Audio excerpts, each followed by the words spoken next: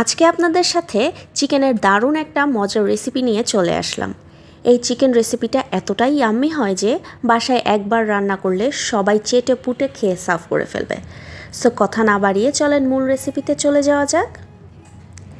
এখানে একটা পেস্ট আমি রেডি করে নিয়েছি, যার মধ্যে আছে 2টা টমেটো, 2টা পেঁয়াজ, 4-5টা রসুনের পিস, 2টা শুকনা মরিচ আর সামান্য পরিমাণ লবণ।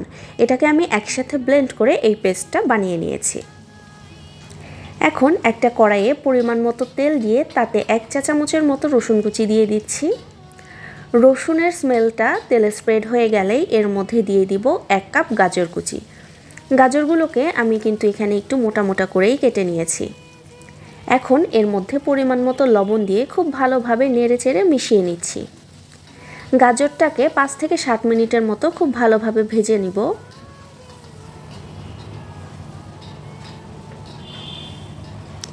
ভেজে নেওয়ার পর একটু নরম হয়ে আসবে, সেই পর্যায়ে অ্যাড করব টমেটো। আমি এখানে একটা টমেটোকে খুব পাতলা পাতলা করে কুচি করে নিয়েছি। কিছুক্ষণ নাড়াচাড়া করার পরে দিয়ে দিচ্ছি সেই পেস্টটা। গাজর আর টমেটো এই পেস্টের সাথে খুব ভালোভাবে মেশানোর পরে দিয়ে দিচ্ছি 1 চা চামচের মতো সয়া সস। তারপর দিয়ে দিচ্ছি ওয়েস্টার সস। এখন সসগুলো যেন পুড়ে না যায় তার জন্য সামান্য পানি দিয়ে দিচ্ছি। কিছুক্ষণ নাড়াচাড়া করার পরে দিয়ে দিব কেটে রাখা ক্যাপসিকাম। এখন অ্যাড করছি চিলি সস। দেন সব কিছু ভালোভাবে মেশানো হয়ে গেলে দিয়ে দিচ্ছি চিকেনগুলো।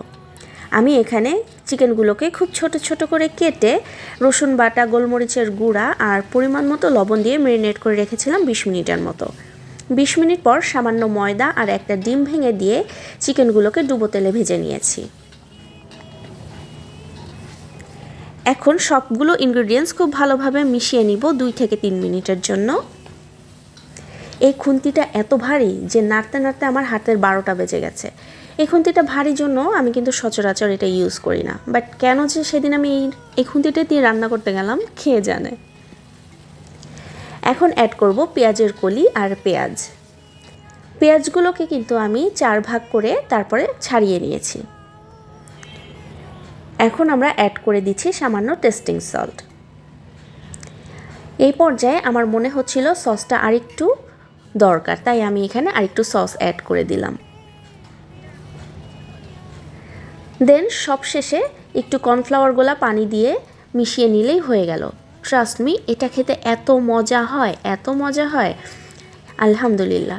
আমরা কিন্তু বাসায় সচরাচর পোলাও বানালে বা ফ্রাইড রাইস বানালে একটু টেনশনে পড়ে যাই যে নতুন বা ইউনিক কী বানানো যায়।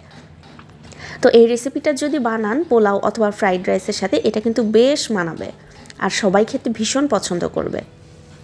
তো আপনারা কিন্তু বাসায় এটা ট্রাই করতে পারেন চাইলে। That's enough for today. দেখা হবে নেক্সট কোনো ভিডিওতে। সেই পর্যন্ত সবাই ভালো থাকবেন, সুস্থ থাকবেন আর আমার জন্য দোয়া করবেন। আল্লাহ হাফেজ।